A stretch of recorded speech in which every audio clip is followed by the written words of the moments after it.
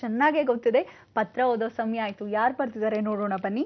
ಹೊರಗಾದ ಸಮಯದಲ್ಲಿ ಅಥವಾ ಗಂಡ ಸತ್ತವರು ಕುಂಕುಮವನ್ನ ಧರಿಸಬಹುದಾ, ಅಂದ್ರೆ ದೇವರ ಮುಂದಿಟ್ಟಿರುವ ಕುಂಕುಮವನ್ನ ಅಂತ ಕೇಳ್ತಿದ್ದಾರೆ. ಬಹಳ ಒಳ್ಳೆ ಪ್ರಶ್ನೆ, ಎಲ್ಲರಿಗೂ ಸೇರಿರ್ತಕ್ಕಂಥ ಪ್ರಶ್ನೆ. ಈ ಪ್ರಶ್ನೆಯನ್ನು ಸರಿಯಾಗಿ ಗಮನ ಕೊಟ್ಟು ಕೇಳಿ.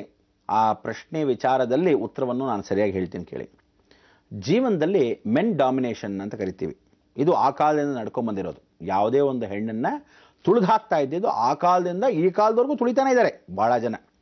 ಆದರೆ ಇದನ್ನು ಎತ್ತಿಡಿಬೇಕಾದ ಒಂದು ಸಮಯ ಯಾವಾಗ ಅಂದರೆ ನಿತ್ಯ ಸುಮಂಗಲಿ. ಜೀವನದಲ್ಲಿ ಯಾವ ಒಂದು ಹೆಣ್ಣು ಗಂಡ ಹಾಕಿದ ತಾಳಿ ಒಂದು ಬಿಟ್ಟರೆ, ಗಂಡ ಸತ್ತಾಗ ತಾಳಿ ಒಂದು ಬಿಟ್ಟರೆ, ಕಾಲುಂಗುರ ಒಂದು ಬಿಟ್ಟರೆ ಇನ್ಯಾವುದು ತೆಗೆದು ಹಾಕಬೇಕಾಗಿಲ್ಲ. ಇದನ್ನು ಆದಿಶಂಕರಾಚಾರ್ಯರೇ ಸ್ವತಃ ಆಶೀರ್ವಾದ ಮಾಡಿ ಹೇಳ್ಬಿಟ್ಟು ಹೊಟ್ಟೋದ್ರು. ಮಂಡನ ಮಿಶ್ರ ಕಾಲದಲ್ಲಿ ಮಂಡನ ಮಿಶ್ರ ಹೆಂಡತಿ ಸ್ವತಃ ಕೇಳಿದ್ಲು, ನಿತ್ಯ ಸೋಮಂಗಲಿ ಅಂದರೆ ಏನು, ಮಾಂಗಲ್ಯ ಧಾರಣೆ ಅಂದರೆ ಏನು, ಯಾವ ಕಾಲಕ್ಕೆ ಗಂಡ ಮೃತ್ಯು ಪಟ್ಟರೆ ಅಪಮೃತ್ಯುವಾಗಿ ಹೋದರೆ ನಾನು ಯಾವ ಕಾಲಕ್ಕೂ ಮಾಂಗಲ್ಯವನ್ನು ಪರಿವರ್ತನೆ ಇಲ್ಲ. ನಿತ್ಯ ಸುಮಂಗಲಿ ಅಂದರೆ ಹುಟ್ಟುತ್ತಾನೆ ಹೆಣ್ಣು ಮಕ್ಕಳಿಗೆ ಏನು ಬಂದಿರುತ್ತೆ? ಅರ್ಶಿನ, ಕುಂಕುಮ, ಹೂವು, ಬಳೆ, ಎಲ್ಲ ಸೌಭಾಗ್ಯವಾಗಿರ್ತಕ್ಕಂಥ ಆ ಕುಂಕುಮ ದೀರ್ಘ ಸುಮಂಗಳಿ ಅಂತ. ಅಂದರೆ ಹಣೆ ಮೇಲೆ ಯಾವ ಕಾಲಕ್ಕೂ ಸಿಂಧೂರವನ್ನು ಏನು ಇಟ್ಕೊತಾ ಇದ್ಲು ಅದನ್ನು ಇಡಬಾರ್ದು. ಹಣೆಗೆ ಮಾತ್ರ ಬೊಟ್ಟನ್ನು ಇಟ್ಕೋಬೋದು. ಯಾವ ಕಾಲಕ್ಕೂ ಕಾಲು ಗೆಜ್ಜೆ ಹಾಕಬಾರ್ದು, ಕಾಲು ಉಂಗುರ ಹಾಕಬಾರ್ದು. ಇಷ್ಟೇ ಬಿಟ್ಟರೆ ಅವಳು ಯಾವಾಗಲೂ ಕಪ್ ಡ್ರೆಸ್ ಹಾಕೊಳ್ಳೋದು, ಬಿಳಿ ಡ್ರೆಸ್ ಹಾಕೊಳ್ಳೋದು ಇದೆಲ್ಲ ಯಾವ ಶಾಸ್ತ್ರಲ್ಲೂ ಇಲ್ಲ. ಯಾವತ್ತೂ ತಿಳ್ಕೊಳ್ಳಿ, ಹುಟ್ಟಿದ ಹುಡುಗಿ ಹುಟ್ಟುತ್ತಾ ಸಾಯೋದ್ರೊಳಗೂ ಪೂರ್ತಿ ದೀರ್ಘ ಸುಮಂಗಲಿ ಅವಳು. ಯಾವ ಕಾಲಕ್ಕೂ ಗಂಡ ಸತ್ತದಾಕ್ಷಣಕ್ಕೆ ಕಾಲುಂಗುರ, ಯಾವ ಕಾಲಕ್ಕೂ ಮಾಂಗಲ್ಯ ಎರಡು ತೆಗೆದು ಬಿಸಾಕಿದ್ರೆ ಇನ್ನೇನೂ ಬೇಡ ಅಂತಾರೆ. ಎಷ್ಟೋ ಜನ ಏನು ಅಂದರೆ ಆ ಕಾಲದಲ್ಲಿ ಚಿಕ್ಕ ವಯಸ್ಸಲ್ಲಿ ಯಜಮಾನರು ಸತ್ತು ಹೋಗ್ತಿದ್ರು. ಈ ಚಿಕ್ಕ ವಯಸ್ಸಲ್ಲಿ ಯಜಮಾನರು ಸತ್ತು ಹೋದಾಗ ಪರಪುರುಷನ ಕಾಮದೃಷ್ಟಿ ಅವಳ ಮೇಲೆ ಬೀಳದೆ ಇರಲಿ ಅಂತ ಅವಳು ಅಸಹ್ಯವಾಗಿ ಕಾಣಬೇಕು ಅಂದ್ರೇನೋ ತಲೆ ಬೋಳಿಸ್ಬಿಡೋದು, ಬೋಡಮ್ಮಂತರ ಅಥವಾ ಗುಂಡಮ್ಮಂತರ ಅಥವಾ ಯಾವ ಕಾಲ ಪಣಿಯಮ್ಮಂತರ, ಈ ಮೂರು ವಿಧಾನ ಹೇಳೋರು. ಗುಂಡಮ್ಮ, ಬೋಡಮ್ಮ ಅಥವಾ ಗುಂಡಮ್ಮ ವಿಚಾರದಲ್ಲಿ ಏನು ಮಾಡೋದು, ಪಣಿಯಮ್ಮ ಅಂತ ಒಂದು ಚಿತ್ರವೇ ಬಂದಿತ್ತು ಅದಕ್ಕೋಸ್ಕರ. ಅದಕ್ಕೆ ನೋಡಿ ಹಾಗೆ ಹಾಕ್ಕೊಂಡು ಆ ರೀತಿ ಮಡಿಯಾಗಿ ನೀನು ಅಸಹ್ಯವಾಗಿ ಕಾಣು, ಯಾರಿಗೂ ಯಾರ ಕಣ್ಣಿಗೂ ಕಾಣಬಾರ್ದು. ಅಂದರೆ ನೋಡಿದ ತಕ್ಷಣ ನೀನು ಚಿಕ್ಕ ವಯಸ್ಸಲ್ಲಾದರೂ ಒಂಥರ ಅಸಹ್ಯವಾಗಿ ಕಾಣಿದಾಗ ಯಾವ ಪರಪುರುಷನ ಕಾಮದೃಷ್ಟಿ ನಿಮ್ಮ ಮೇಲೆ ಸೇಫ್ಟಿ ಮೆಷರ್ಸ್ ಅಂತ ಮಾಡಕ್ಕೆ ಮಾಡೋದು. ಎಲ್ಲರೂ ಏನು ಹೇಳ್ತೀನಿ ಕೇಳಿ, ಯಾವ ಕಾಲಕ್ಕೂ ವಯಸ್ಸಾದ ಮೇಲೆ ಯಜಮಾನರು ಸತ್ತಾರೆ ಈ ರೀತಿ ಮಾಡಬೇಕು ಅಂತ ಶಾಸ್ತ್ರ ಇಲ್ಲ. ಏನು ಅಂದರೆ ಗಂಡ ಸತ್ತಾಗ ಹೆಂಗಸರಿಗೇನೋ ವೈಟ್ ಡ್ರೆಸ್ ಹಾಕ್ಬಿಡ್ತೀರ. ಯಾತಕ್ಕೋಸ್ಕರ ಅಂದರೆ ಇವಳು ವಿಧವೆ, ಇವಳು ವಿಧವೆ, ಇವಳು ವಿಧವೆ ಅಂತ ತೋರ್ಸೋಕ್ಕೆ. ಭಾಳ ದೊಡ್ಡ ತಪ್ಪೇನು ಅಂದರೆ ತಾಯಾದವಳು ಅಕಸ್ಮಾತ್ ಯಜಮಾನ್ರು ಇಲ್ಲದೆ ಇದ್ರೂ ಮದುವೆ ಮಾಡಿಸ್ಬೇಕಾದ್ರೆ ಗಂಡ ಮಕ್ಕಳಿಗೆ ತಾಯಾದವಳೇ ಮುಖ್ಯ. ಅವಳ ಆಶೀರ್ವಾದ ಇಲ್ಲದೆ ಇವನು ಪರಿಪೂರ್ಣವಾಗಿ ಯಾವ ಕಾಲಕ್ಕೂ ಮದುವೆ ಮಾಡಿಸ್ಕೊಂಡ್ರೂ ಶ್ರೇಷ್ಠತೆ ಇರಲ್ಲ. ತಾಯಿ ಆಶೀರ್ವಾದ ಇರಬೇಕು. ಅದೇ ಯಜಮಾನರು ಗಂಡ ಸತ್ತಾರೆ, ಇವಳಿಗೇನೋ ಬಿಳಿ ಡ್ರೆಸ್ ಹಾಕ್ತೀರಾ. ಗಂಡಂಗೆ ಹೆಂಡತಿ ಸತ್ತೋಳು ವಿಡೋವರ್ ಅಂದರೆ ಗಂಡ ಆವಾಗ ಸತ್ತೋದಾಗ ಇವನಿಗೆ ಯಾವ ಡ್ರೆಸ್ ಹಾಕ್ತೀರಾ? ಬಟ್ಟೆ ಬಿಚ್ಚಿ ನಿಲ್ಲಿಸ್ತೀರಾ? ಇಲ್ವಲ್ಲ.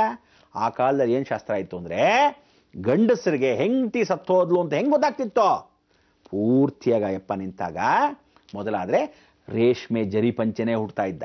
ನೆಕ್ಸ್ಟ್ ನೋಡಿ, ಯಾವ ಲೈನಿಂಗೂ ಇಲ್ಲದೆ ಪ್ಲೇನ್ ಪಂಚೆಯನ್ನು ಹುಡ್ತಾನೋ ಆವತ್ತು ಅವನು ಗೊತ್ತಾಗ್ತಿತ್ತು ಇವನ ಕೈಯಲ್ಲಿ ಯಾವ ಕಾಲಕ್ಕೂ ಹೆಂಡತಿ ಇಲ್ಲ. ಅವಾಗೇನು ಕೊಡೋರು ಗೊತ್ತಾ? ಕೋಲನ್ನು ಕೊಡೋರು. ಅಂದರೆ ನಿರಾಧಾರ, ಆಧಾರ ಹೊಟ್ಟೋಯ್ತು ಒಂದು. ಆವಾಗ ಆ ಕೋಲು, ಇದನ್ನ ಕಾಶಿ ಯಾತ್ರೆಯಲ್ಲೇ ಹೇಳ್ಬಿಡ್ತಾ ಇದ್ರು. ನಿನ್ನ ಹೆಂಡತಿ ಸತ್ತು ಮೇಲೆ ಆ ಕೋಲನ್ನು ಇಟ್ಕೊ, ಅಂದರೆ ನೀನು ನಡೆಯೋಕ್ಕಾಗಲ್ಲ ಕೋಲ್ ಇಟ್ಕೊಳ್ಳತ್ತಲ್ಲ, ನನ್ನ ಆಧಾರ ಸ್ತಂಭ ಬಿದ್ದೋದ್ಲು, ಇನ್ನು ಐ ಆಮ್ ಅಲೋನ್ ಅನ್ನೋದು. ಆ ಕೋಲ್ ಇಟ್ಕೊಂಡು ಬಿಳಿ ಪಂಚೆಯನ್ನು ಧರಿಸ್ಕೊಂಡು ಶರ್ಟನ್ನು ಹಾಕ್ಕೊಂಡು ಅವನು ಹೊಡ್ತಾ ಇದ್ದ. ಇಷ್ಟೇ, ಅಷ್ಟು ಚೆನ್ನಾಗಿ ಸೂಕ್ಷ್ಮವಾಗಿ ಆ ಕಾಲದಲ್ಲಿ ಇದ್ದ ಸಂಪ್ರದಾಯಗಳು. ಇದನ್ನ ಏನು ಮಾಡಿದ್ರು, ಡಾಮಿನೇಷನ್ ಮಾಡಿ ಹೆಣ್ಣು ಮಕ್ಕಳಿಗೆ ಎಲ್ಲರಿಗೂ ಈ ಥರ ಸ್ಟಿಕ್ಕರ್ಗಳು ಇಟ್ಕೋಬೇಡಿ, ಕುಂಕುಮಗಳು ಇಟ್ಕೋಬೇಡಿ ಅಂತ. ಯಾವ ಕಾಲಕ್ಕೂ ತಿಳ್ಕೊಳ್ಳಿ, ದೇವರ ಕುಂಕುಮಗಳನ್ನ ಎಲ್ಲರೂ ಇಟ್ಕೋಬೋದು, ಸ್ಟಿಕ್ಕರೇ ಇಟ್ಕೋಬೇಕು ಅಂತಲ್ಲ. ಸ್ಟಿಕ್ಕರ್ ಅಕಸ್ಮಾತ್ ಇಟ್ಕೊಂಡ್ರೆ ಕಪ್ಪು ಸ್ಟಿಕ್ಕರ್ ಇಟ್ಕೋಬೇಕು ಅಂತ ಮಾಡ್ತಿದ್ರು. ಏನಂದರೆ ಇವಳು ಅಕಸ್ಮಾತ್ ಇಲ್ಲ ಕೆಂಪು ಇಟ್ಕೊಂಡ್ಬಿಟ್ರೆ ಗೊತ್ತಾಗತ್ತೆ ಅಂತ. ದೇವರ ಕುಂಕುಮನ ಯಾವತ್ತಿಟ್ಟು ಇಟ್ಕೋಬೋದು, ಆದರೆ ನೀವು ಸ್ಟಿಕ್ಕರ್ ಇಟ್ಕೊಂಡ್ರೆ ಕಪ್ಪು. ಆ ಸೂಕ್ಷ್ಮತೆ ಏನು ಅಂದರೆ ಇವಳು ಯಾವ ಕಾಲಕ್ಕೆ ಯಜಮಾನ ಇಲ್ಲ. ಯಾಕಂದರೆ ಕೆಲವ್ರು ಮನೆಗೆ ಹೋಗ್ತಾರೆ, ಅರ್ಶಿನ ಕುಂಕುಮ ಕೊಟ್ಟಿದ್ರೆ ಇಲ್ಲ ರೀ ಅವಳು ವಿಧವೆ ಅಂತ ಹೇಳ್ಕೊಳ್ಳೋ ಬದಲು ನೋಡಿದ ತಕ್ಷಣ ಗೊತ್ತಾಗಲಿ ಕುಂಕುಮ ಕೊಡಬೇಕಾಗಿಲ್ಲ, ಬರೀ ಹೂವು ಕೊಡುವಂತ. ಆದರೆ ದೇವರ ಕುಂಕುಮನ್ನ ನೀವು ಅರ್ಶಿನ ಕುಂಕುಮ ಕರಿಬೋದು, ಅವ್ರಿಗೂ ಹಣ್ಣು ಹಂಪಲ ಕೊಡ್ಬೋದು, ಅವ್ರಿಗೂ ಹೂ ಕೊಡ್ಬೋದು. ಆದರೆ ಕೆಂಪು ಕುಂಕುಮ ಕೊಡೋ ಬದಲು ಸ್ಟಿಕ್ಕರ್ ಕೊಟ್ಬಿಡೋರು. ಇದನ್ನ ಕೆಲವರೆಲ್ಲ ಹೇಳೋರು. ಕೆಲವ್ರಿಗೆ ಏನಾಗತ್ತೆ, 20 ಸಲ ಹೇಳಿದ್ದೇ ಹೇಳ್ತಾ ಇದ್ರೆ ಅವ್ರ ಮನಸ್ಸಿಗೂ ಬೇಜಾರಾಗತ್ತೆ. ಈ ಥರ ಎಲ್ಲ ಮಾಡಬೇಡಿ. ಅದಕ್ಕೆ ವಿಚಾರನ ಮತ್ತೆ ತಿಳಿಸ್ಕೊಡ್ತೀನಿ. ಆದರೆ ನೀವು ಕೇಳಿರೋ ಪ್ರಶ್ನೆಗೆ ಏನು ಅಂದರೆ, ಪ್ರತಿಯೊಬ್ಬರು ದೇವರ ಕುಂಕುಮನ ದೇವಸ್ಥಾನದಲ್ಲಾಗಲಿ ಯಜಮಾನರ ಸತ್ತೋದ್ಮೇಲೂ ಕೂಡ ಇಟ್ಕೋಬೋದು, ಶಾಶ್ವತವಾಗಿ ಇಟ್ಕೋಬೋದು.